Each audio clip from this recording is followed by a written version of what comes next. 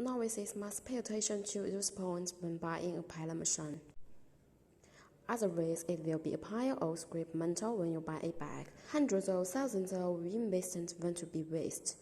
The quality of pellet machine has a lot to do with our materials. The simpler our style, the better to choose. As for the fuselage, it must be cast and formed, not welded. Our drivetrain gear reducer must be selected.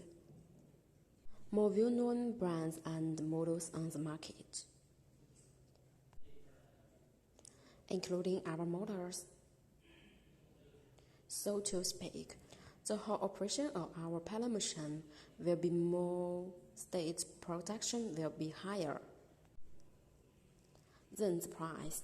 Although it's necessary to choose cost-effective equipment, but the price of the ground must be vigilant.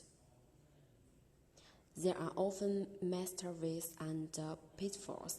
Finally, be sure to visit the manufacturer on the spot.